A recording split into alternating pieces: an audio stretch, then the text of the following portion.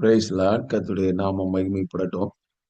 ஆஹ் ரோமர்களது நிருபம் 1 19 முதல் 21 வரை உள்ள வசனங்களிலே நாம் இவ்விதமாய் பார்க்கிறோம். ரோமர் 1 19 முதல் 21 வரை உள்ள வசனங்களை நாம் வாசிக்கும் போது அங்கே புறஜாதிகளை குறித்து அப்போஸ்தலனாகிய பவுல் ரோம நிருபத்திலே எழுதுகிறதை பார்க்கிறோம்.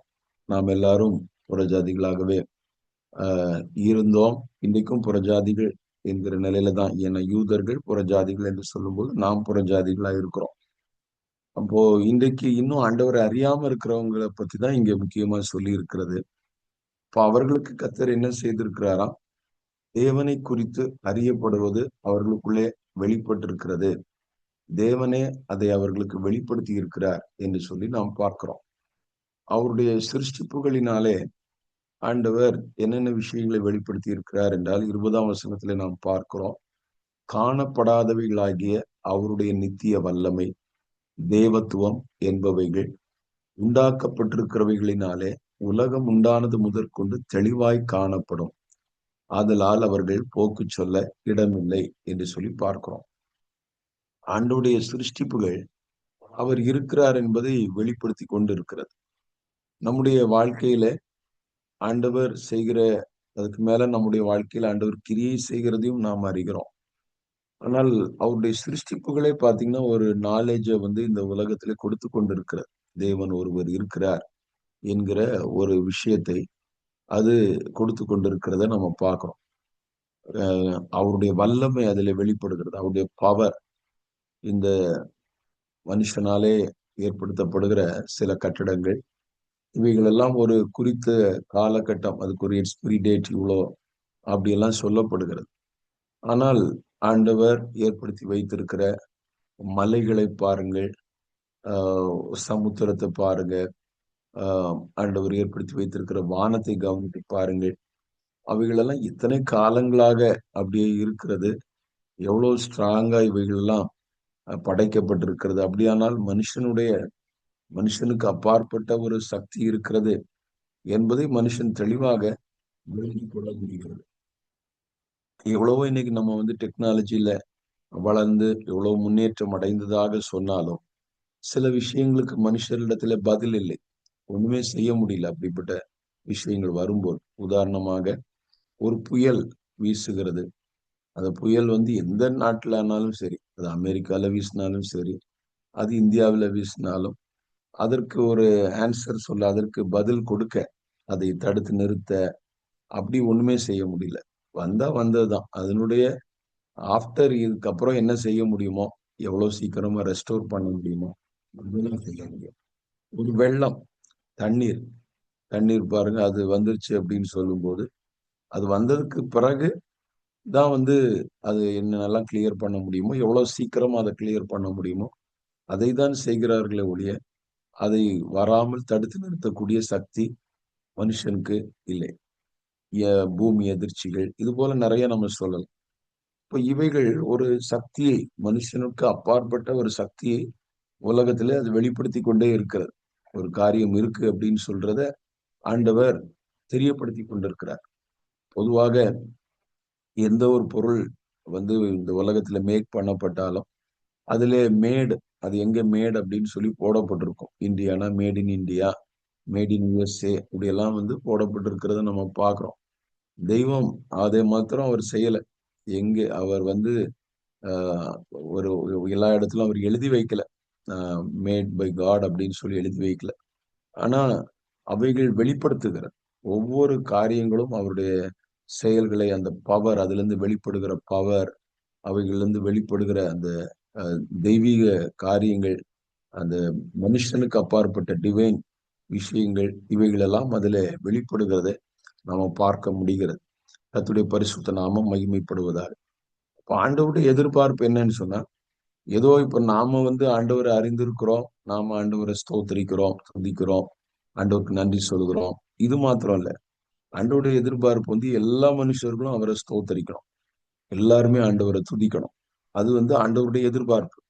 அதனாலதான் பாருங்க 21ஆம் வசனத்துல நம்ம என்ன பார்க்கிறோம்? அவர்கள் தேவனை அறிந்தும் அவரை தேவன் என்று மகிமைப்படுத்தாமலும் ஸ்தோத்தரியாமலும் இருந்து தங்கள் சிந்தனைகளினாலே வீணரானார்கள். உணர்வில்லாத அவருடைய இருதயம் இருள் அடைந்தது என்று சொல்லி பார்க்கிறோம். அப்ப ஸ்தோத்தரிக்கிறது என்பது குறிப்பாக இன்றைக்கு நம்ம ஆண்டவரை துதிப்பது மிகுந்த ஒரு சந்தோஷமான விஷயம். ஆனால் ஒவ்வொரு நாளும் நம்ம ஆண்டவரை துதிக்கணும். ஒவ்வொரு நிமிடங்களும் ஆண்டவரை நம்ம மகிமைப்படுத்தணும். நம்ம நினைவுக்கு அதிகமா அதை நம்முடைய பிராக்டிஸ்ல கொண்டு வர்றது மாதிரி ஆண்டவரை ஸ்தோத்தரிக்கிறது. ஏனென்றால் இங்கே அதனுடைய சில தாக்கங்களை நம்ம பார்க்கணும். இது எவ்வளவு இம்பார்ட்டன்ட், எவ்வளவு முக்கியமானது பிரைஸ் பண்றது அப்படின்னு சொல்றத இந்த அதிகாரத்திலே சில விஷயங்கள் மூலமா நம்ம அறிந்து கொள்ள முடியும். இப்போ பாருங்க, அவர்கள் தேவனை அறிந்தும், இப்போ தேவனை அறிஞ்சிட்டா அதாவது இவங்க தேவனை அறிகிறது எப்படின்னா இந்த சிருஷ்டிப்பு மூலமா, ஆண்டவர் படைத்திருக்கிறதன் மூலமா. நமக்கு அப்படி இல்லை. நமக்கு எழுதப்பட்ட வார்த்தை மூலமா தெரியும். நம்மோடு நம்மில சிலர்ட்ட ஆண்டவர் தெளிவாக இடைப்பட்டிருக்கிறார். எவ்வளோ விதத்துல நம்ம தேவனை அறிந்திருக்கிறோம். அவங்க அப்படி இல்லை. அந்த படைத்த விஷயங்கள் மூலமா அவருடைய பவரை தெரிஞ்சுக்கிறாங்க. அவங்கள பத்தி ஆண்டவருடைய எதிர்பார்ப்பு என்னன்னா, அவங்க ஆண்டவரை ஸ்தோத்தரிக்கணும், மகிமைப்படுத்தணும். ஆனா அப்படி செய்யல. செய்யாதனால சிந்தனைகளினால வீணரானார்கள் என்று பார்க்கிறோம். இப்ப நம்ம ஒவ்வொரு விஷயங்களுக்காக நம்ம அறிய அறிய ஆண்டவர் செய்ய செய்ய ஆண்டவருக்கு பிரைஸ் பண்ணிட்டே ஆண்டவரை துதித்து கொண்டே ஆண்டவரை மகிமைப்படுத்துகிற ஒரு பழக்கம் என்பது we have to develop. நாம் அதை வளர்த்து கொள்ள வேண்டியது மிக அவசியம். ஏனென்றால் இல்லாவிட்டால் அதுல என்ன பார்க்கிறோம்னா, தங்கள் சிந்தனைகளினாலே வீணரானார்கள் என்று சொல்லி பார்க்கிறோம். became vain in their thoughts அப்படின்னு சொல்லியிருக்கு. இப்போ வீணா ஒன்றும் பிரயோஜனம் இல்லாததா அந்த சிந்தை. அது சிந்தை நமக்கு ஆண்டவர் தந்திருக்கிற இந்த சிந்தை ரொம்ப முக்கியமானது பாருங்க. இதை வச்சுதான் நம்ம நிறைய விஷயங்களை பண்றோம். இப்ப நம்முடைய வேலைகள் குறிப்பாக ஆஹ் வெளிநாடுகள்ல நீங்க வேலை பார்க்குறீங்க. நிறைய வேலைகள் நம்ம மைண்டை தான் யூஸ் பண்றோம். சரீர உழைப்பு என்பது இருந்தாலும், போறோம் வர்றோம் இந்த மாதிரி காரியங்கள் இருந்தாலும், அதிகமா நம்முடைய மைண்டு, அந்த சிந்தை ரொம்ப முக்கியம். நமக்கு நல்ல தாட்ஸ் வரணும், நல்ல ஐடியாஸ் வரணும், நல்ல பிளான்ஸ் வரணும். இந்த சிந்தனை நல்ல அது நல்ல ஒரு கரெக்டா ஒரு முற்போக்கு சிந்தனைலாம் சொல்லுவாங்க பாருங்க. நல்ல தாட்ஸ், நல்ல எண்ணங்கள் இவைகள் இருக்கணும். ஆனா இங்க என்ன பார்க்கிறோம்னா, சிந்தனைகளினாலே வீணரானார்கள் என்று சொல்லி பார்க்கிறோம். Vain in their thoughts. ஏன்னா ஆண்டவரை ஸ்தோத்தரிக்காதனால, துதிக்காதனால. அப்ப ஆண்டவரை நம்ம துதிக்க துதிக்க, ஆண்டவரை ஸ்தோத்தரிக்க ஸ்தோத்தரிக்க சிந்தனையில ஒரு பெரிய விடுதலை. சிந்தனை மனிதன் மனிதனுடைய அந்த சிருஷ்டிப்பு படைப்பெல்லாம் நம்ம பார்க்கும்போது, மனிதன் ஏதோ ஒன்றுக்கு அடிபணிய, ஏதோ ஒன்றுக்கு அவன் கீழ்ப்பட்டு இருக்க, ஏதோ ஒண்ணு சேவிக்கிறதற்காக, தொழுது கொள்ளுகிறதற்காக அவன் படைக்கப்பட்டவன். அதாவது தெய்வத்தை, உண்மையான தெய்வத்தை இது பண்றதுதான். அவன் தெய்வத்தை அவன் தொழுது கொள்ளாத நேரத்துல என்ன செய்யறான்னு சொன்னா பாருங்க, அந்த 23ஆம் வசனத்துல 22, 23 வசனங்களை நம்ம வாசிக்கும் போது, அவர்கள் தங்களை ஞானிகள் என்று சொல்லியும் பைத்தியக்காரராகி அவங்க என்ன பண்றாங்களா, அழிவில்லாத தேவனுடைய மகிமையை அழிவுள்ள மனுஷர்கள், பறவைகள், மிருகங்கள், ஊரும் பிராணிகள் ஆகிய இவைகளுடைய ரூபங்களுக்கு ஒப்பாக மாற்றினார்கள். அந்த தெய்வத்தை அவங்க தேடாத பட்சத்துல வேற எதையாவது அவங்க பணிந்து கொள்ள வேண்டிய ஒரு இது அவங்களுக்கு வருகிறது, கட்டாயம் வருகிறது. ஒரு சில வேளையில மனுஷர்களை தெய்வமா மாத்திடுறாங்க. பறவையை பார்த்து நீதான் என்னுடைய கடவுள், கழுகு, மயில் இப்படி எல்லாம் சொல்றதை பாக்குறோம். மிருகங்களை தெய்வமா சொல்றாங்க. இவ்விதமா அதுக்கு அதுக்கு அதுதான் என்னை ஆட்கொள்ளுகிற சக்தி என்று அதை அவங்க உயர்வா கருத ஆரம்பிக்கிறார்கள். அப்படி நினைக்கும் போது அவங்களுடைய மைண்ட் பாத்தீங்கன்னு சொன்னா, ஆண்டவர் அந்த மைண்ட் அப்படி ஒப்பு கொடுத்துட்றார். ஓ, நீ இப்படி யோசிக்கிறியா, இந்த மாதிரி நினைக்கிறியா, நான் ஜீவனோடு இருக்கும்போது நீ விதமாய் நினைக்கிறியான்னு சொல்லி அவங்கள என்ன செய்யறாராம். அடுத்தது நம்ம பார்க்கும்போது அவங்கள ஆண்டவர் இச்சை ரோகங்களுக்கு ஒப்பு கொடுத்தார். இப்படியெல்லாம் நம்ம பார்க்கிறோம். அந்த ஸ்தோத்திரம், அவர்கள் தங்கள் இருதயத்துள்ள இச்சைகளினாலே ஒருவரோடொருவர் தங்களுடைய சரீரங்களை அவமானப்படுத்தத்தக்கதாக அவர்களை அசுத்தத்துக்கு ஒப்பு கொடுத்தார் என்று முதலாவது பார்க்கிறோம். 26ல இச்சை ரோகங்கள் இப்படியெல்லாம் சொல்லி இருக்கிறது. இப்போ முதல்ல அசுத்தத்துக்கு அவங்க அப்படி இல்லாத போது அசுத்தமான விஷயங்களை அவங்க யோசிக்க ஆரம்பிச்சிடறாங்க. மோசமா அந்த சிந்தை மாறி விடுகிறது. அப்போ ஒண்ணு நம்ம இதுல கற்றுக்கொள்ளுகிற ஒரு விஷயம் என்ன அப்படின்னு சொன்னா, நாம் ஆண்டவரை ஸ்தோத்தரிக்க ஸ்தோத்தரிக்க, துதிக்க துதிக்க நம்முடைய சிந்தை பரிசுத்தமா இருக்கும், பரிசுத்தமா காக்கப்படும். எல்லா விஷயங்களுக்கும் ஆண்டவரை பிரைஸ் பண்ணி ஆண்டவரை நம்ம கர்த்தராகிய தேவனை உங்கள் இருதயங்களில் பரிசுத்தம் பண்ணுங்கள் அப்படின்னு சொல்லி நம்ம பார்க்கிறோம். அப்போ இந்த ஒரு பிராக்டிஸ் வந்து இன்னைக்கு நம்ம இந்த காரியத்தை செய்யும் போது நம்ம ஆண்டவர்கிட்ட கேட்கணும், ஆண்டவரே இதை டெய்லி எனக்கு தரணும், எப்பவுமே எனக்கு நீங்க தரணும், எப்பவுமே நான் உங்களை பிரைஸ் பண்ணிட்டே இருக்கணும் அப்படின்னு சொல்லி. அதாவது இன்றைக்கு பிரைஸ் அப்படின்னு சொல்லும்போது, அதாவது நல்ல பாடல்கள் பாடி இசை கருவிகள் எல்லாம் வாசித்து இது பண்ணக்கூடிய நல்ல சூழ்நிலைகள் இருக்கிறது. ஆனால் அவைகள் வந்து அவைகளை நம்ம செய்கிற நேரத்துல அந்த அந்த விஷயங்கள் நம்முடைய அந்த கவனத்தை வந்து வேற எங்கேயோ திசை திருப்பிடக்கூடாது. அது வந்து நல்லது. நமக்கு இன்னைக்கு இசை கருவிகள் நல்ல ஒரு இதோட நம்ம பாடல் பாடி அப்படியெல்லாம் நம்ம செய்றோம். நல்ல பாடல்கள் இருக்கிறது. ஆனா நம்முடைய மெயின் நோக்கம் என்னவா இருக்கணும்னு சொன்னா, இதன் மூலமா நான் ஆண்டவருக்கு நல்ல ஒரு பிரைஸ குடுக்கணும். நல்ல ஒரு துதிய குடுக்கணும் அப்படின்னு சொல்லுகிற ஒரு எண்ணம். ஒரு முறை இந்த வேதநாயக சாஸ்திரியார் அவங்களுடைய குடும்பத்துல உள்ள ஒருவரை வந்து சந்திக்கும் போது அவங்க பகிர்ந்து கொண்ட ஒரு விஷயம் என்னை எனக்கு ரொம்ப ஒரு இதா இருந்தது. அவங்க சொன்னாங்க அந்த இசை அதெல்லாம் அவங்க நல்லா கற்று நல்ல பாடல் பாடி ஆண்டவரை மகிமைப்படுத்துகிற விஷயத்தை குறித்து, அதாவது ஆண்டவருக்கு பெஸ்ட்டை கொடுக்கணும், நம்ம வந்து சாதாரண இதை கொடுக்க கூடாது, பெஸ்ட்டை கொடுக்கணும் அப்படின்னு சொல்லி சொன்னார்கள். அதனால ஒரு இசையை கொடுக்குறோமா, சும்மா ஏதோ வந்து அப்படி அவங்களுடைய இந்த வெளிப்பாடை நான் சொல்லுகிறேன். அதனால எல்லாரும் இசையை கற்றுக்கொள்ளுங்க அப்படின்னு நான் சொல்ல வரல. ஆனா அவங்கள்ட்ட அவங்கள்ட்ட இருக்கக்கூடிய அந்த எண்ணத்தை பாருங்களேன். ஆண்டவருக்கு சிறந்ததை கொடுக்கணும். நல்ல இசைன்னு சொன்னா ஏதோ ஒரு இதை வாசிச்சு கொடுக்கறதல்ல. அதே மாதிரி பாட்டா ஏதோ சும்மா அப்படி இல்லை. பெஸ்ட்டை கொடுக்கணும், சிறந்ததை கொடுக்கணும். இப்போ மெயினா வந்து அதையெல்லாம் செய்யறதனுடைய நோக்கம் என்னன்னா ஆண்டவருக்கு கொடுக்கணும், ஆண்டவருக்கு கொடுக்கணும். இன்னைக்கு சிலர் பார்க்கும்போது அந்த ஒரு மியூசிக்கா, அந்த மியூசிக்ல அப்படியே மயங்கிடுறாங்க. லிரிக்ஸ், அந்த மியூசிக் இந்த மாதிரி அதுல அது நல்லா இருந்ததுன்னா அதை இது பண்றது. அப்படி இல்லை. நம்முடைய நோக்கம் என்னவா இருக்கணும்னா அந்த வரிகள், அதுல இருக்கக்கூடிய கண்டென்ட்ஸ் மூலமா ஆண்டவருக்கு ஒரு சிறந்த மகிமை போய் சேரும். அது நம்முடைய ஒரு முக்கியமான நோக்கமாய் இருக்க வேண்டியது அவசியம். அதை நம்ம இங்க பார்க்கிறோம். அவங்க என்ன செய்யறாங்கன்னு சொன்னா, ஆண்டவருடைய எதிர்பார்ப்பு அதுவா இருக்கு. தேவனை அறிந்தும் தேவனை ஸ்தோத்தரியாமலும் மகிமைப்படுத்தாமலும். அப்புறம் அடுத்தது நம்ம பார்க்கும்போது உணர்வில்லாத அவர்கள் இருதயம் இருள் அடைந்தது. அப்ப இப்படியே இருக்கும்போது அது பாவத்துக்கு வழிவகுக்கிறது. நம்ம ஆண்டவரை பிரைஸ் பண்ணி ஆண்டவரை மகிமைப்படுத்தி ஆண்டவரை நம்முடைய மனதுல இப்படி நினைக்காத பட்சத்துல இருதயம் வந்து உணர்வு இல்லாம ஒரு இருள் அடைந்த பாவங்கள்லாம் இது பண்ண ஒரு இருதயமா அது மாறிடும். அப்ப நம்முடைய வாழ்க்கையில இது ஒரு முக்கியமான ஒரு விஷயமாக இருக்கிறது என்பதை நம்ம பார்க்கிறோம். ஆண்டவரை பிரைஸ் பண்றது, ஆராதிக்கிறது என்பது ரொம்ப அவசியமான ஒரு விஷயம். அடுத்தது பாருங்கள், ஒப்பாக மாற்றினாங்க. அசுத்தத்துக்கு ஆண்டவர் ஒப்பு கொடுத்தார். அவங்க என்ன செய்யறாங்களா, தேவனுடைய சத்தியத்தை அவர்கள் பொய்யாக மாற்றி சிருஷ்டிகரை தொழுது சேவியாமல் சிருஷ்டியை தொழுது சேவித்தார்கள். அவரே என்றென்றைக்கும் ஸ்தோத்தரிக்கப்பட்டவர் அப்படின்னு பவுல் சொல்லுகிறார். அவரே என்றென்றைக்கும், அவர் தான் என்னைக்குமே ஸ்தோத்திரங்களை எல்லாம் பெறுகிற தகுதி உள்ளவர். ஆனா அவங்க என்ன பண்றாங்கன்னு சொன்னா, அவர்கள் வந்து அந்த சிருஷ்டியை தொழுது சேவிக்கிறத நம்ம பார்க்கிறோம். கர்த்தருடைய பரிசுத்த நாமம் மகிமைப்படுவதாக. இதுல நம்ம கற்றுக்கொள்ளுகிற இதுல நம்ம அறிகிற இன்னொரு விஷயம் என்ன அப்படின்னு சொல்லும்போது, அதாவது இன்னைக்கு நம்ம மற்ற மக்களை எல்லாம் பார்க்கும்போது ஆண்டவர் அறியாதவங்க நம்ம என்ன நினைப்போம், சிலர், எல்லாரும் அப்படி நினைக்கிறது இல்ல, சிலர் நினைப்பாங்க அவங்க அவங்க கடவுளை கும்பிடுறாங்க. இல்ல இல்ல, அவங்க அவங்க கடவுளை கும்பிடுறது இல்ல. அவரே என்றென்றைக்கும் ஸ்தோத்திரிக்கப்பட்டவர். இவர் ஒருத்தர் தான் ஒரே மெய்யான தெய்வம். அவர் மாத்திரம்தான் இன்னைக்கும் ஸ்தோத்தரிக்கப்பட்டவர். ஆனா அவர்கள் என்ன செஞ்சிட்டாங்கன்னு சொன்னா, அந்த ஸ்தோத்தரிக்கப்பட்ட தேவனை யாருக்கு துதியை செலுத்தணுமோ, யாருக்கு இந்த பிரைசஸ் ஆர் டியூ, யாருக்கு அது போய் சேரணுமோ அவங்களுக்கு அவருக்கு கொடுக்காம அவங்க சிருஷ்டியை அவங்க தொழுது சேவித்துக் கொண்டிருக்கிறார்கள். அப்ப நாம அவங்களை அப்படிதான் பார்க்கணும். மற்ற மனிதர்களை நம்ம பார்க்கும்போது, ஆண்டவர் அறியாம இருக்கிறவங்கள பார்க்கும்போது, ஐயோ இந்த உண்மையான தெய்வத்தை தேடாம இப்படி இருக்கிறாங்களே, இந்த ஒரு எண்ணம். ஒருத்தர் கடவுள் இல்லைன்னு சொல்றாங்களா, வந்து ஏத்திஸ்ட்ன்னு சொல்றது வேற என்னென்ன கொள்கைகள் நிறைய விஷயங்கள் இருக்கு பாருங்க. அதையெல்லாம் நம்ம பார்க்கும்போது நாம என்ன நினைக்கணும் அப்படின்னு சொன்னா, ஐயோ இந்த தெய்வத்தை தேவன் இல்லை என்று மதிகெட்டவன் தன் இருதயத்தில் சொல்லிக் கொள்ளுகிறான். அப்படி நம்ம பார்க்கிறோம். ஏன்னா இன்னைக்கு சயின்டிபிக்கா அப்படியெல்லாம் இது பண்ணும்போது காட இது பண்றதையே வந்து என்ன செய்யறாங்கன்னா, என்னமோ ஒரு முட்டாள்தனம் மாதிரி இன்னைக்கு பேசிட்டு இருக்கிறாங்க.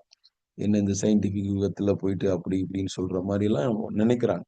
ஆனா பைபிள் என்ன சொல்லுதுன்னா, அவரே என்றைக்கும் ஸ்தோத்தரிக்கப்பட்டவர். அவருக்கு தான் அந்த பிரைஸ், துதி இதெல்லாம் செலுத்தப்படுறதுக்கு ஒரே நபர், ஒரு மனுஷனுடைய கண்டுபிடிப்பையோ ஒரு மனுஷனுடைய நாலேஜ் எதையுமே நம்ம வந்து பெருசா அவங்களுக்கு அதை வந்து ஒரு பாராட்டலாம். அது வி கேன் அதை வந்து நம்ம ஒரு என்கரேஜ் பண்ணலாம்.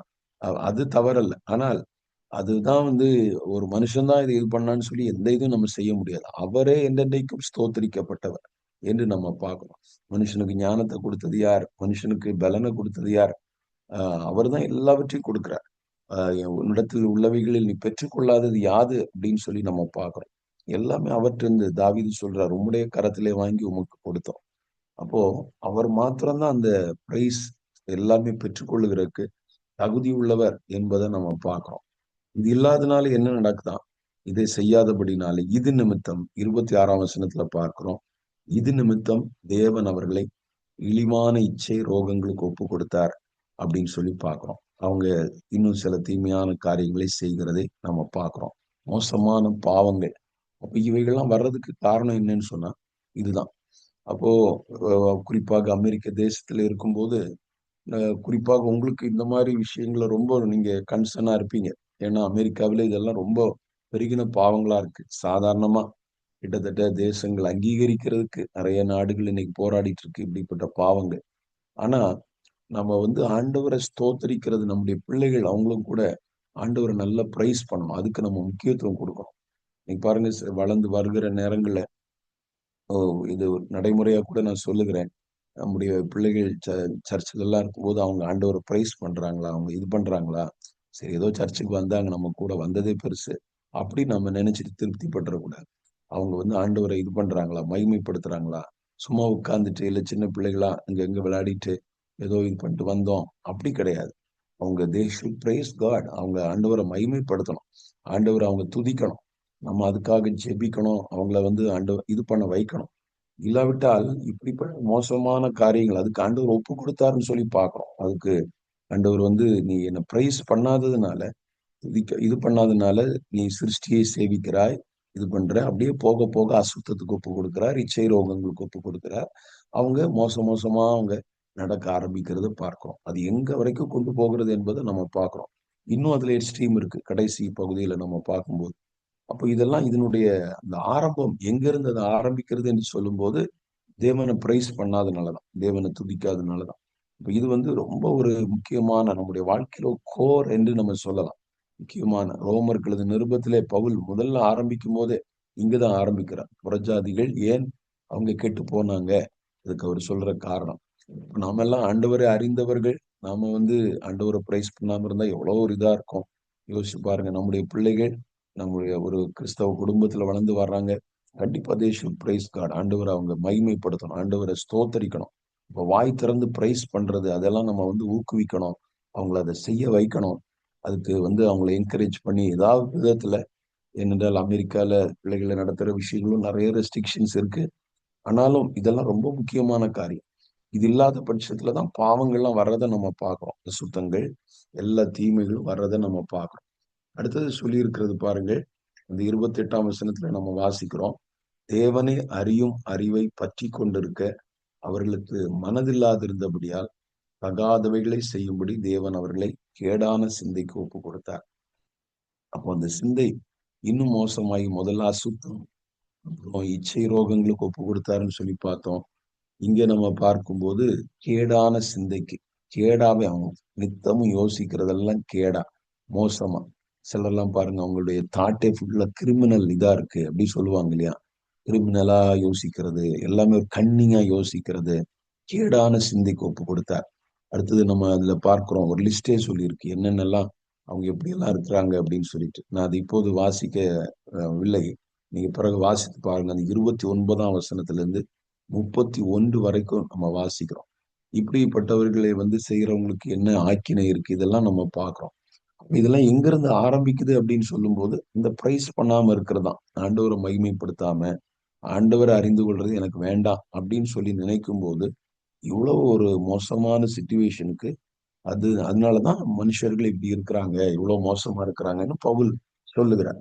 அதனாலதான் அவங்க இந்த இவ்வளவு மோசமா செயல்படுறாங்க. அப்ப இதுல நமக்கு ஒரு ஆன்சர் கிடைக்கிறது. ஏன் உலகத்துல இருக்கிற மனிதர்கள் இவ்வளவு பொல்லாதவர்களாக, இவ்வளவு மோசமானவங்களா இருக்கிறாங்கன்னு சொன்னா இதுதான். படைத்த தெய்வத்தை அவர்கள் தேடவில்லை. அவருக்கு ஸ்தோத்திரங்களையும் மகிமையும் செலுத்தவில்லை. இப்ப நமக்கு கர்த்தர் இதெல்லாம் கிருபையாக நமக்கு ஆண்டவர் வெளிப்படுத்தி இருக்கிறார்.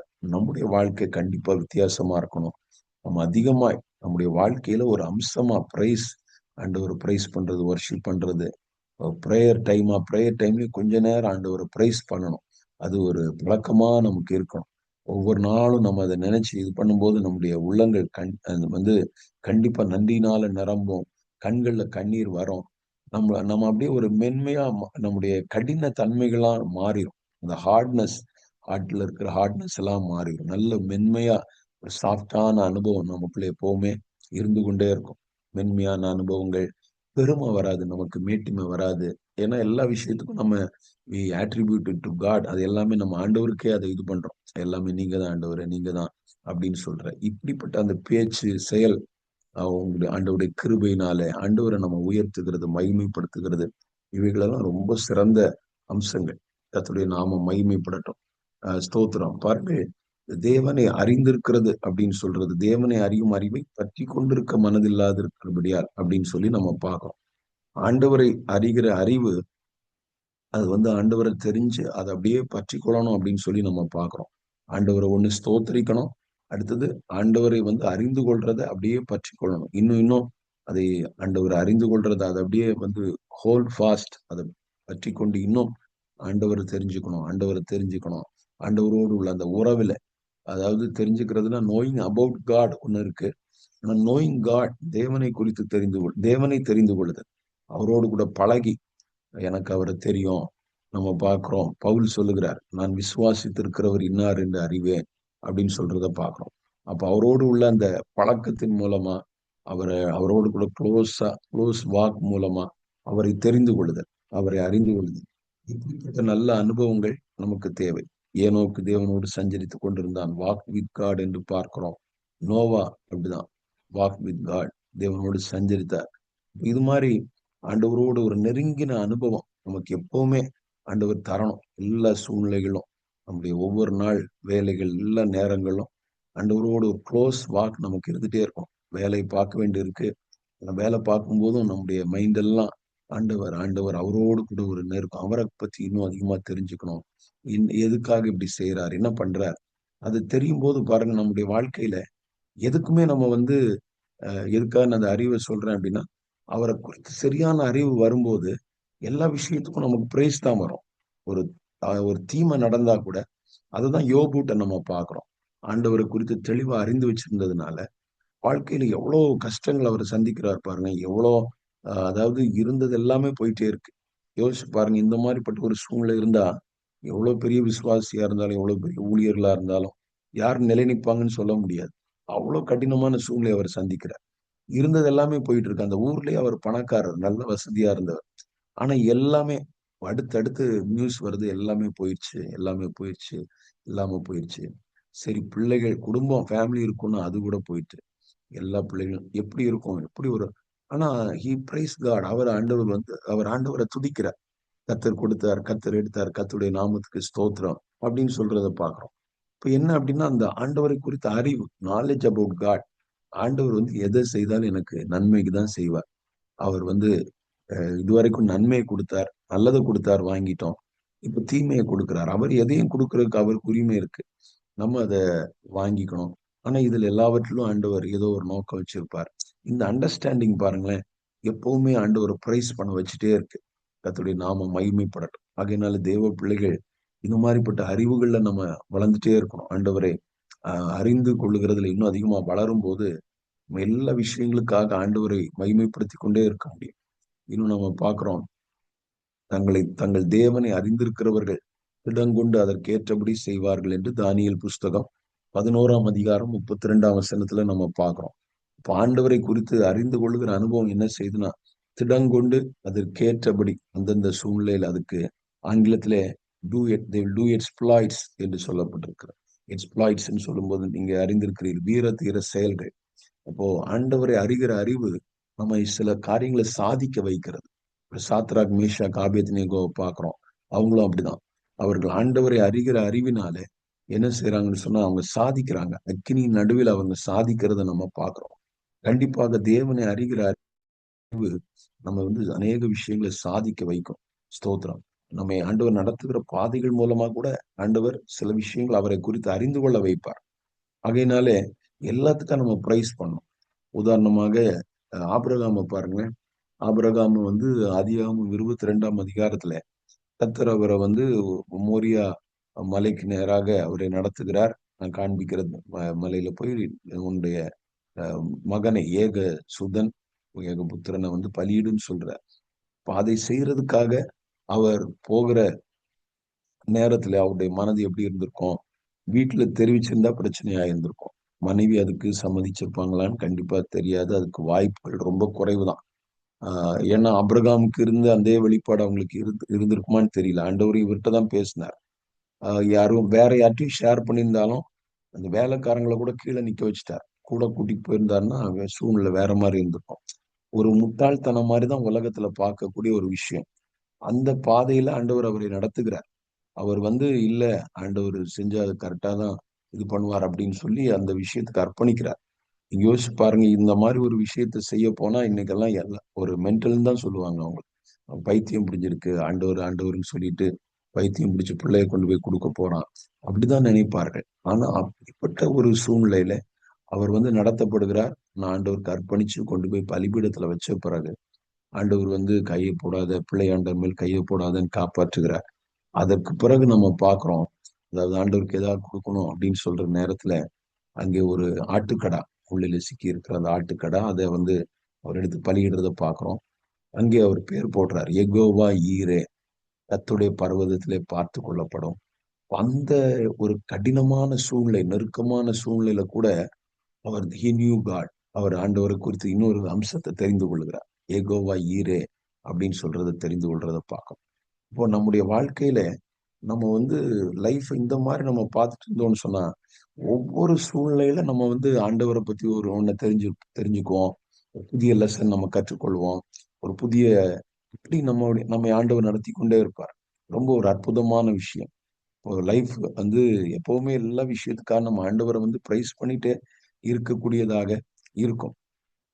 மோசே எகிப்து தேசத்திலிருந்து இஸ்ரவேல் ஜனங்கள் எல்லாம் கூட்டிட்டு வர்ற நேரத்துல அவர் தெரியும் உங்களுக்கு, 80 வயசுல ஆண்டவர் அழைக்கும் போது அவர் ஏற்கனவே சொன்னார், வேண்டாம் ஆண்டவரை வேற யாரையும் அனுப்புங்க இப்படி எல்லாம் சொல்றார். ஆனா ஆண்டவர் விடல. நீ தான் வரணும் அப்படின்னு சொல்ற மாதிரி திரும்ப திரும்ப பேசி அழைத்து இது பண்ணிட்டு போனா அங்க பிரதிகூலமான சூழ்நிலைகள். சரி, எப்படியோ ஆண்டவர் அற்புதங்களை எல்லாம் செஞ்சு வெளியே கூட்டிட்டு வந்தாச்சு. கூட்டிட்டு வந்து இந்த ஜனங்களை கானான் தேசத்துக்கு நேரா நடத்திட்டு இருக்கும்போது எடுத்த உடனே நம்ம பார்த்தோம்னா ஃபர்ஸ்ட் தாக்குதல் அமலேக்கியரோடு கூட யுத்தம்.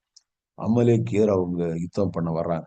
அமலேக்கியர் வந்து பார்பேரியன்ஸ், அவங்க வந்து அவங்களை குறித்து பார்பேரியன்ஸ் என்று சொல்றாங்க. அன்சிவிலைஸ்ட், அவர்கள் வந்து காட்டு மிராண்டித்தனமா தாக்கக்கூடியவர்கள். இவங்க ஏற்கனவே வந்து நொந்து போன ஒரு நிலையில் அங்கிருந்து அப்படி விடுதலையாகி இனி பரவாயில்ல, இனி ஒரு விடுதலையான ஒரு சுதந்திர காற்றை இப்போதான் நம்ம சுவாசிக்கிறோம் என்று நினைக்கிற நேரத்துல அவன் அடிக்கிறான், வந்து கண்ணா பின்னா தாக்குறான். அப்போ 2 கையும் உயர்த்திட்டு மலைக்கு மேல போய் மோசே ஆண்டவர் நோக்கி பார்த்துட்டு இருக்கிறார். ஊரும் ஆரோனும் தாங்கினார்கள் என்று பார்க்கிறோம். யோசுவா போய் யுத்தம் பண்றார். இப்ப அந்த இடத்துல அந்த யுத்தத்துல நம்ம பார்க்கும்போது அது எதிர்பாராத தாக்குதல். ஆனா கர்த்தர் ஒரு ஜெயத்தை தந்துட்டார். அப்போ பாருங்க, அந்த ஒரு சூழ்நிலையில அவர் சொல்றார், ஏகோவா நிசி, அங்க ஒரு பலிபீடத்தை கட்டி ஏகோவா நிசி, த லார்ட் இஸ் மை பேனர். அப்ப பாருங்களேன், ஒவ்வொரு சூழ்நிலைகளும் ஆண்டவரை பிரைஸ் பண்றதுக்கும் ஆண்டவரை இது பண்றதுக்கு ஏற்ற விதத்துல தான் அது வழி வகுக்கிறது. நம்ம இந்த ஒரு கண்ணோட்டத்தோடு இருப்போம், ஆண்டவர் யார், ஆண்டவர் என்ன செய்யறார், என்னை நடத்துகிற இந்த பாதையில ஆண்டவர் என்ன பண்றார், இப்படியே நம்ம பார்த்துட்டே போகும்போது எல்லாமே ஃபுல்லா பிரைசஸ் தான். எல்லாமே ஆண்டவரை துதிக்கக்கூடியதா தான் இருக்கும். ஒரு விஷயமும் ஆண்டவர் எனக்கு இப்படி பண்ணிட்டார், செஞ்சுட்டார், தீமை பண்ணிட்டார் சொல்றதுக்கு இதே இல்லை. பவுல் சொல்லுகிறார், எல்லாத்தையும் சம பண்ணி சொன்ன மாதிரி ரோமர் 8:28 சொல்றார், அன்றியும் அவருடைய தீர்மானத்தின்படி அழைக்கப்பட்டவர்களாய் தேவனிடத்துல அன்பு கூறுகிறவர்களுக்கு சகலமும் நன்மைக்கு எதுவாக நடக்கிறது என்று அறிந்திருக்கிறோம் அப்படின்னு சொல்லி பாக்குறோம். எல்லாமே நம்மளை வந்து அது நன்மைக்கு ஏதுவாதான், நன்மைக்கு நேராதான் நடத்துகிறது என்பதை நம்ம பார்க்க முடிகிறது. கர்த்தருடைய நாமம் மகிமைப்படட்டும். ஆஹ் பவுல் ஆண்டவர் குறித்து அறிந்திருக்கிறதுனால இந்த ரோமாபுரிக்கு போகிற கப்பல் யூரோக்கிலிதன் காற்று வீசுது. 276 பேர் இருக்கிறாங்க அந்த கப்பல்ல. இந்த கப்பல்ல நீங்க கவனிச்சு பாத்தீங்கன்னா, இந்த காற்றின் போக்கிலே கொண்டு போகப்பட்டோம் அப்படின்னு சொல்லி நம்ம பார்க்கிறோம். கடல்ல போற வெசல் அப்படியே வந்து காத்தோட போக்குல போகுதுன்னா எப்படி இருக்கும்னு யோசிச்சு பாருங்க. இத கொஞ்சம் இமேஜின் பண்ணி பாருங்க. அப்படியே காத்து கொண்டு போகுது. ஒரு 276 பேர் இருக்கிறார்கள்.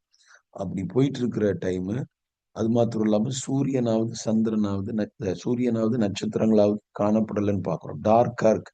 இருட்டா இருக்கு. இருக்கிற சரக்கெல்லாம் தூக்கி போட்டுட்டு இருக்கிறாங்க. நம்பிக்கையே நீ தப்பி பிழைப்போன்னு சொல்ற நம்பிக்கை இல்ல. ஆனா அதன் மத்தியில ஆண்டவர் வார்த்தையை தர்றார். பவுலே பயப்படாதே. நீ ராயனுக்கு முன்பாக நிற்கணும். உடனே தைரியமா பவுல் சொல்றார். வந்து நீங்க ஒண்ணும் கவலைப்படாதீங்க. பிராணச்சேதம் ஒருத்தருக்கும் வராது. யாருக்கும் எந்த சேதம் வராது. ஏன்னா ஆண்டவர் என்கிட்ட இப்படி பேசி இருக்கிறார். அப்படின்னு சொல்லி அவங்க முன்னாடி பிரைஸ் பண்ணி இருக்கிற சாப்பாடை எடுத்து சாப்பிட்டு எல்லாருக்கும் கொடுத்து, அப்ப பாருங்க எப்படி ஒவ்வொரு சிச்சுவேஷன்ஸ தேவ பிள்ளைகள் அணுகி இருக்கிறார்கள் என்பதை நம்ம பார்க்கிறோம். நம்முடைய வாழ்க்கையின் எல்லா சூழ்நிலையும் இந்த மாதிரி பார்த்துட்டே போகும்போது, இந்த மாதிரி ஆண்டவரை குறித்து சரியான ஒரு அறிவு நமக்கு இருக்கும்போது, ஒன்று ஒரு பேசிக்காவே நம்ம ஆண்டவரை பிரைஸ் ஆண்டவரை தெரிஞ்சிட்டாலே இது பண்ணணும். ஆண்டவரை நம்ம பிரைஸ் பண்ணணும். ஆண்டவரை அறிய அறிய அவர் நடத்துகிற ஒவ்வொரு பாதைகளும் நமக்கு வந்து பிரைஸ் பண்றதுக்கு ஏதுவாதான் இருக்கும். ஆகையினால இதை நான் சொல்லும்போது உங்களுக்கு ஏற்கனவே நீங்க மைண்ட்ல யோசிச்சு வச்சிருந்ததை காட்டிலும் இன்னும் பல தாட்ஸ் உங்களுக்கு வரும். ஆமா, இந்த விஷயத்துல ஆண்டவர் என்னை இப்படி நடத்தினார், இப்படி நடத்தினார். எல்லாவற்றுக்காக ஆண்டவருக்கு நன்றி சொல்லக்கூடியதாக இருக்கும். அவ்வளவு தூரம் நம்முடைய ஆண்டவர் ஒரு அருமையான தெய்வத்தை நம்ம பெற்றிருக்கிறோம். கர்த்தரை தெய்வமாக கொண்ட ஜனம் பாக்கியம் உள்ளது என்று சொல்லியிருக்கிறோம். நம்ம எல்லாம் பெரிய பாக்கியசாலிகள். we are privileged. நம்ம வந்து ரொம்ப பாக்கியம் பெற்றவர்கள். கர்த்தர் நமக்கு அப்படிப்பட்ட ஒரு மேன்மையை தந்திருக்கிறார். ஆகையினாலே இன்னைக்கு இதை வந்து இதுக்காக ஒரு சிறப்பா ஒரு இதை நம்ம ஒதுக்கி நீங்க ஆண்டவரை பிரைஸ் பண்றது ரொம்ப ஒரு நல்ல விஷயம். ஆனால் அதை நம்ம வந்து ஒரு பிராக்டிஸ் அப்படியே எடுத்துட்டு போகணும். அதை அப்படியே எடுத்துட்டு ஒவ்வொரு நாளும் ஆண்டவரை மகிமைப்படுத்துகிற அந்த அனுபவங்களை நம்ம பிராக்டிஸ்ல கொண்டு வந்துடணும். ஸ்தோத்திரம். அது ஒரு சண்டே ஆராதனைக்காகவோ இல்லை ஒரு மீட்டிங், ஏதோ ஒரு ப்ரேயர் டைமுக்கு அப்போ மட்டும் ப்ரைஸ் பண்றது, ஒரு ப்ரைஸ் அண்ட் ஒர்ஷிப்பா அன்னைக்கு நம்ம கொஞ்சம் ப்ரைஸ் பண்ணோம். அப்படி இல்லாம வாழ்க்கை முழுவதும் ஒரு ப்ரைஸா தான் இருக்கணும். ஆண்டவரை ப்ரைஸ் பண்ணக்கூடியதாக அவ்வளவு அற்புதமான தெய்வத்தை நம்ம கொண்டிருக்கிறோம் என்பதை இந்த வேளையில நான் நினைப்பூட்டும்படி விரும்புகிறேன். கர்த்தர் உங்களுக்கு தொடர்ந்து உதவி செய்வாராக, கிருபை தருவாராக. ஸ்தோத்திரம். இன்னும் புதிய ஆண்டையும் நமக்கு ஆசீர்வாதமா மாற்றி தருவாராக. குறிப்பாக நம்முடைய பிள்ளைகளுக்காக நம்ம அதிகமாய் பாரப்படுவோம். அங்கு உங்களுடைய பிள்ளைகளை குறித்த சூழ்நிலைகள் எனக்கு தெரியல. நான் இந்தியாவிலே பார்க்கும்போது இன்றைக்கு அந்த சூழ்நிலைகள்லாம் மாறிட்டே இருக்கு. பிள்ளைகளுடைய இது வந்து முன்னாடி மாதிரி இல்லை. அவங்களுடைய ஆண்டவரை தேடுற விஷயங்கள் அந்த மாதிரி காரியங்கள்லாம் ரொம்ப குறைந்து கொண்டே வருகிறது. இந்த கீழ்ப்படிதல் என்பது குறைவா இருக்கிறது. இந்த மாதிரி விஷயங்கள் அவர்களும் ஆண்டவரை தேடட்டும். அவங்க ஆண்டவருக்கு ஒரு சந்ததியா எழும்பட்டும். நீங்க prayer for kids and children அதை நீங்க ஒவ்வொரு மாசமும் பண்றீங்க. ரொம்ப சந்தோஷமான விஷயம். கர்த்தர் அவர்களையும் எடுத்து பயன்படுத்துவாராக. அவர்களையும் கர்த்தர் அடையாளங்களாக, அற்புதங்களாக மாற்றுவாராக. பாரப்படுவோம். கர்த்தர் நல்ல கிரியைகளை செய்து நம்ம சந்ததிகளா எழும்பி நானும் என் வீட்டாருமோ என்றால் கர்த்தரையே சேவிப்போம்னு சொன்ன மாதிரி ஆண்டவர் குடும்பங்களா நம்ம சேவிக்க மகிமைப்படுத்த கர்த்தர் கிருபை தருவாராக என்று சொல்லி என்னுடைய வார்த்தைகளை நான் முடிக்கிறேன். ஒரு சில ஒரு நிமிடங்கள் ஆண்டவரை நன்றி செலுத்தி ஆண்டவருக்கு மகிமை செலுத்தி தொடர்ந்து நீங்கள் தொடரலாம். ஆமீன். ஹல்லேலூயா. எல்லாரும் கர்த்தரை நாம ஸ்தோத்திரம் பண்ணுவோம். Thank you Lord. ஹல்லேலூயா. நன்றியோடு உம்மை ஸ்தோத்திரிக்கிறோம், ஸ்தோத்திரிக்கிறோம், ஸ்தோத்திரிக்கிறோம். ஆமேன். ஹல்லேலூயா, ஹல்லேலூயா, ஹல்லேலூயா. ஆண்டவரே உம்மை ஸ்தோத்திரிக்கிறோம், ஸ்தோத்திரிக்கிறோம், ஸ்தோத்திரிக்கிறோம், ஸ்தோத்திரிக்கிறோம், ஸ்தோத்திரிக்கிறோம். Thank you Lord. Thank you Jesus. Hallelujah, hallelujah. ஆண்டவரே உம்மை ஸ்தோத்திரம், ஸ்தோத்திரம், ஸ்தோத்திரம், ஸ்தோத்திரம். தகப்பனே உம்மை ஸ்தோத்திரிக்கிறோம், ஸ்தோத்திரிக்கிறோம், ஸ்தோத்திரிக்கிறோம். ரிபலப சந்தன திடபலப சந்தன. ஹalleluya, ஹalleluya, ஹalleluya. கர்த்தர் நல்லவர், கர்த்தர் நல்லவர். உம்மை ஸ்தோத்திரிக்கிறோம், ஸ்தோத்திரிக்கிறோம், ஸ்தோத்திரிக்கிறோம். ஆமென். ஹalleluya. என் திட்டம் ஆசைகள் சிறியதென உன் திட்டம் கண்டவுடன் புரிந்து கொண்டேன். என் திட்டம் ஆசைகள் சிறியதென உம் திட்டம் கண்டவுடன் புரிந்து கொண்டேன். தற்கால தேவைக்காய் உம்மை நோக்கி பார்த்தே தற்கால தேவைக்காய் உம்மை நோக்கி பார்த்தேன். தலைமுறை தாங்கும் திட்டம் தந்தீர். தலைமுறை தாங்கிடும் திட்டம் தந்தீர். நான் கண்ட மேன்மைகளெல்லாம் உன் கரத்தின் நீவு. நான் பார்க்கும் உயர்வுகளெல்லாம் நீரேந்தும் தயவு. நான் கண்ட மேன்மைகளெல்லாம் உன் கரத்தின் நீவு. நான் பார்க்கும் உயர்வுகளெல்லாம் நீரேந்தும் தயவு. இதுவரை என்னை நீர் நடத்தியதற்கு நான் எம்மாத்திரம், என் குடும்பம் எம்மாத்திரம். இதுவரை என்னை நீர் சுமந்ததற்கு நான் எம்மாத்திரம், என் குடும்பம் எம்மாத்திரம். ஆமென். ஹல்லேலூயா, ஹல்லேலூயா. ஸ்தோத்திரம் அப்பா, ஸ்தோத்திரிக்கிறோம், ஸ்தோத்திரிக்கிறோம், ஸ்தோத்திரிக்கிறோம். நன்றி ஆண்டவரே, ஸ்தோத்திரம், ஸ்தோத்திரம், ஸ்தோத்திரம். ஆமென். Thank you Jesus. பரிசுத்தம் நிறைந்தவரே, நன்றியோடு உம்மை ஸ்தோத்திரிக்கிறோம் ஆண்டவரே. இந்த வருஷத்துல மட்டுமா எங்களை நடத்தி வந்திருக்கிற தேவனுக்காக ஸ்தோத்திரம். நாங்க பல நேரங்கள்ல ஒரு தற்கால தேவைக்காக, எங்களுக்கு அந்த டைம் இருந்த பிரச்சனை, ஆண்டவர் அந்த டைம் இருந்த சூழ்நிலைக்காக தான் உண்மை நாங்கள் நோக்கி பார்க்கிறோம். ஆனால் ஆண்டவரே, நீர் எங்கள் மேல வச்சிருக்கிற திட்டங்கள் பெரியதப்பா, நோக்கங்கள் பெரியது. ஒவ்வொரு தேவ பிள்ளைகளுக்கும் அதை ஏற்ற நேரங்களில் நீங்க விளங்க பண்ணி நடத்தி கொண்டிருக்கிறதுக்காக ஸ்தோத்திரம். ஆண்டவர் எவ்வளவு ஆச்சரியமாக எங்களை நடத்தி வந்திருக்கிறீர், அதுக்காக ஸ்தோத்திரம். உண்மை அறியக்கூடிய சிலாக்கியத்தை எங்களுக்கு தந்திருக்கிறீரப்பா. இந்த உலகத்துல எவ்வளவு பெரிய பாக்கியம் ஆண்டவர். இதை நாங்க ரொம்ப மேன்மையா நினைக்கணும். எங்களுடைய வாழ்க்கையில செரிஷ் பண்ண வேண்டிய ஒரு விஷயம் ஆண்டவர். உண்மையை அறிந்து கொள்ளக்கூடிய அந்த பாக்கியத்தை எங்களுக்கு தந்திருக்கிறீங்க. எவ்வளவு பேர் மனக்கண்கள் குருடாக்கப்பட்ட நிலைமையில இருக்கும்போது எங்களுக்கு அந்த வெளிச்சத்தை நீங்க தந்ததுக்காக நன்றி செலுத்துகிறோம். இன்னும் ஆண்டவர் எல்லாரும் அதை பெற்றுக்கொள்ளட்டும். அது போல இதுல நாங்க இன்னும் அதிகமா வளரணும். உண்மை அறிகிற அறிவினாலே ஆண்டவரே ஸ்தோத்திரம். ஜீவனுக்கும் தேவ பக்திக்கு வேண்டிய எல்லாவற்றையும் நீர் எங்களுக்கு தருகிறீர். அது மாத்திரமல்லாமல் திவ்ய பாவத்துக்கு பங்குள்ளவர்களாகும் பொருட்டு மகா மேன்மையான வாக்கு திட்டங்கள் எல்லாம் அருளப்பட்டிருக்கிறது என்பதை நாங்க பார்க்கிறோம். ஆண்டவர் தங்கள் தேவனை அறிந்திருக்கிறவர்கள் திடங்கொண்டு அதற்கேற்றபடி செய்வார்கள் என்றெல்லாம் பார்க்கிறோமே. எங்களுக்கு அப்படிப்பட்ட நல்ல கிருபைகளை தாரும். இன்னும் அதிகமாய் உண்மை அறிந்து இன்னும் அதிகமாய் உண்மை மகிமைப்படுத்த, உண்மை ஸ்தோத்தரிக்க, நன்றிகளை செலுத்த எங்களுக்கு கிருபை செய்யும். புறஜாதிகள் அவர்களுக்கே அறிந்து கொள்கிறதுக்கு எவ்வளவு ஏதுக்களை வைத்திருக்கிறீர் ஆண்டவர். அப்படியானால் நாங்கள் உண்மை அறிந்த உம்முடைய பிள்ளைகள் என்பவர்களுக்கு எவ்வளோ ஆண்டவர் உண்மை அறிந்து கொள்ளக்கூடிய விஷயங்களை வைத்திருக்கிறீர். எங்களை சில பாதைகளை நடத்தி அதன் மூலமாய் உண்மை அறிந்து கொள்ள வைக்கிறீர். எல்லாவற்றிலும் நாங்கள் உண்மை ஸ்தோத்தரிக்க, துதிக்க, உமக்கு நன்றி செலுத்த, ஆண்டவர் உமக்கு மகிமையுள்ள சாட்சிகளாக வாழ நல்ல கிருபைகளை தாங்கப்பா. ஆசீர்வதிங்க. விசேஷமா ஒவ்வொரு தேவ பிள்ளைகளுடைய குடும்பங்களையும் ஆசீர்வதிக்கணும். ஆண்டவர் ஒவ்வொரு நாளும் உமக்கு நன்றியுள்ள சாட்சிகளாக வாழ்ந்து நித்திய ராஜ்யத்தை சுதந்திரித்துக் கொள்ளணும். எங்களுடைய சிந்தனைகளை காக்கணும். கேடான சிந்தைக்கு எங்களை ஒப்பு கொடுத்துடக்கூடாதப்பா. தீமையான காரியங்கள், அசுத்தங்கள் வந்துடக்கூடாது. பரிசுத்தத்தை காத்துக்கொள்ளணும். பரிசுத்தத்தை காத்துக்கொண்டு நித்திய ராஜ்யத்தை சுதந்திரித்துக் கொள்ள உதவி செய்யணும். இந்த உலகம் பல கொள்கைகள், பல விஷயங்களை இந்த உலகத்துல ஒரு சத்ரு மனுஷனுடைய உள்ளங்களை போட்டு வச்சிருக்கான். ஆனா அவைகள் எதுவுமே எங்களை பாதிச்சிடக்கூடாதப்பா. நாங்க உண்மையே ஸ்தோத்தரித்து உண்மையே மகிமைப்படுத்தி அதை தவிர வேற ஆசை, வேற விருப்பம் எங்களுக்கு வந்துடக்கூடாது. உண்மையே நாங்க பிரைஸ் பண்ணி உங்களால சரியா நடத்தப்பட எங்களுக்கு கர்த்தர் கிருபை செய்தல்லும்படியாக ஜெபிக்கிறோம். காத்துக்கொள்ளுங்க. மீதமுள்ள நேரங்களும் உங்களுடைய பிள்ளைகளுக்கு ஆசீர்வதித்து கொடுங்க. இயேசுவின் நாமத்தில் பிதாவே, ஆமென். கர்த்தர் உங்களை ஆசீர்வதிப்பாராக. தொடர்ந்து புதிய வருஷத்தையும் உங்களுக்கு ஆசீர்வாதமாக மாற்றி தருவாராக. ஆமென்.